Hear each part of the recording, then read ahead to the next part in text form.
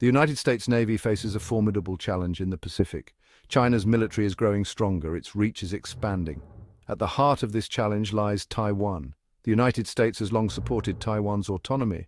China sees Taiwan as a breakaway province, a core interest that must be reunited with the mainland. This difference in views creates a dangerous flashpoint. The United States Navy's most powerful tools are its aircraft carriers.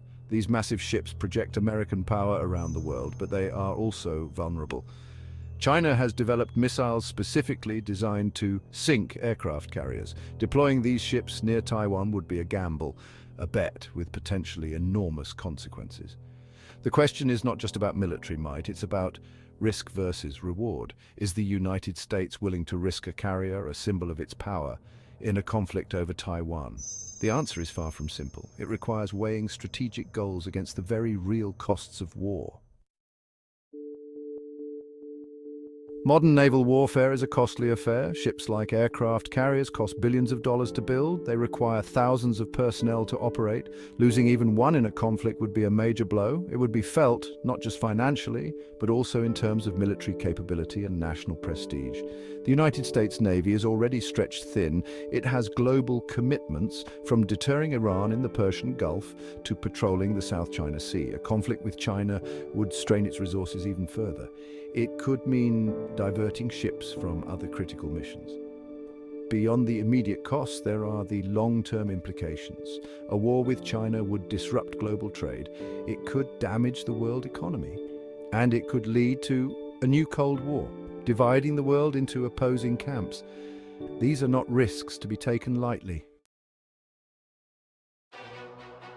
The United States and China have different levels of commitment to the Taiwan issue. For China, Taiwan is an existential matter. It is a core issue of national pride and sovereignty. China has shown a willingness to use force in the past to assert its claims. It is investing heavily in its military, particularly its navy, to be prepared for any contingency. For the United States, Taiwan is important but not existential. It is a matter of foreign policy, of supporting a democratic partner. While the United States has a moral obligation to help Taiwan defend itself, it does not face the same level of threat as China does. This disparity in stakes has implications for how each side might approach a conflict. China may be willing to take greater risks, to absorb heavier losses. The United States, on the other hand, would need to carefully calibrate its actions, mindful of the potential costs and consequences. Section 4. Echoes of History. History offers cautionary tales about the perils of naval overreach. In World War II, Japan gambled its fleet on a decisive battle at Midway. The gamble failed, and Japan's naval power was broken. The lesson is clear. Risking too much on a single engagement can have disastrous consequences. Today, the US Navy faces a different but no less daunting challenge. China's military is not the weaker force Japan was in World War II. It is a formidable adversary, armed with advanced weapons and a growing understanding of naval warfare. The US Navy cannot afford to repeat the mistakes of the past. It must learn from history and adapt to the new realities of the 21st century.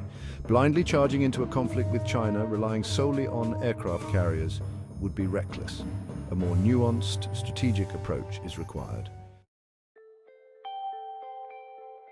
Section 5. Charting a different course.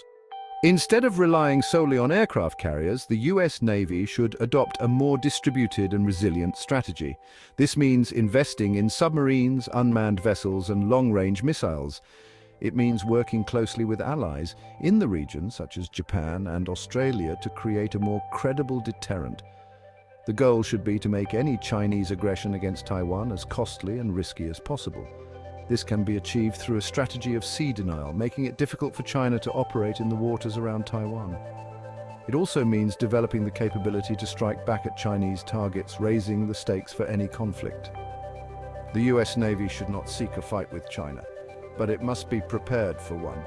This requires a clear understanding of the risks, a willingness to adapt, and a commitment to working with allies. The future of peace and stability in the Pacific may depend on it.